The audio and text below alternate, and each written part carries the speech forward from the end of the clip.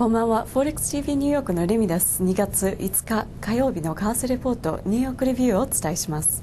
5日のアメリカ株式相場は大幅続落しました。経済指標の悪化を受け売りが優勢となりました。ダウ工業株30週平均は前日比370ドル3セント安の12,265ドル13セントで終えた。ナスダック総合株価指数は 73.2 ポイント安の2309.57 で終えた。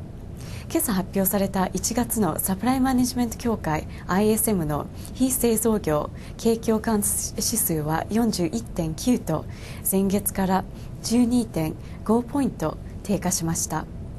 ニューヨーク為替市場で円相場は小幅ながら続落しました。アメリカ株式相場が急落リスク回避の円買いもありました。だけど円売りは限定的でした。ドル円は前日比10銭円安ドル高の1ドル106円75銭から85銭で取引を終えた。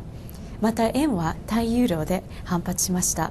ユーロ円は前日比1円80銭円高ユーロ安の156円35銭から45銭で取引を終えた。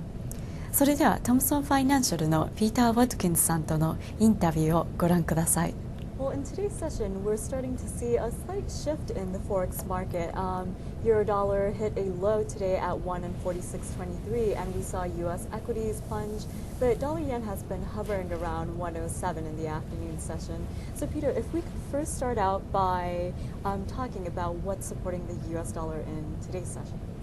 Okay, well, I think that what's happened is there's been a bit of a shift in people's evaluations of risk profiles. The European data this morning was much worse than people really anticipated. It comes on the back of a month's worth of not very good data. Last week we had German retail sales down almost 7% year on year. For the whole Eurozone it was down 2% year on year, which is not a very positive sign. The PMIs and the ISMs are all much lower than people expected. And the Spanish ISM this morning was at a 9-year low. So I think people are concerned that the overall slowdown in global growth is going to catch up with the markets. When it was just isolated to the United States, they were comfortable with selling the dollar. But now the fact that they're seeing those signs in Europe developing has macro funds particularly very concerned. Okay, Peter, while we're talking about the European currency, we have the ECB meeting coming up on Thursday with their rate announcement coming out in the morning session on Thursday. And there has been talk that the ECB might possibly hike this week.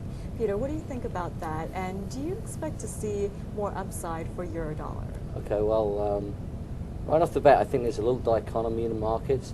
Foreign exchange traders themselves do not have a strong belief that the ECB is foolish enough to raise interest rates at a time when the growth numbers are moving diametrically the other way. I think that the money markets are more skittish and concerned about the euro hawks who keep drumming the second round inflation drumbeat and are afraid that because the ECB's singular purpose is to control inflation, that they've been forced into a corner. On balance, I don't really know anybody in the market really sincerely believes the ECB will raise, but it is a fear, and because it's a fear, it's part of why the stock markets dropped today. We've got another 2 days to get through before people can breathe a sigh of relief, and hopefully Mr. Trichet will give everybody a break. Well, Peter, while we're looking at central banks overnight, the RBA hiked their interest rate by 25 basis points to 7%, and that had been widely priced in by the market, and there had been even talk about a 50 basis point hike. But in today's session, we saw that the Aussie pulled back below the US dollar under 90. And while we're seeing a decline in the CRB index, Baltic Dry index, fundamentally, what do you think is going to drive the Aussie going forward? Well, I think your observations are right on, Remy. It's the commodity situation which is driving the market today, plus a little bit of profit taking. The buy the rumor, sell the fact. You're aware of that. So I think that people were shocked today to to see the response in euro markets and the sharp drop in euro. Euro has been heavily correlated with gold and oil recently, and the fact that the euro markets showed explicit signs of slowing growth, it's finally got people in the energy market saying, well, how can we maintain close to record high levels in energy and gold markets if, in fact, global growth is going to be slowing? 以上、トムソンファイナンシャルのピーター・ワトキンズさんとのインタビューでした。ForexTV ニューヨークのレミがお伝えしました。最新の為替情報については ForexTV ジャパンをご覧ください。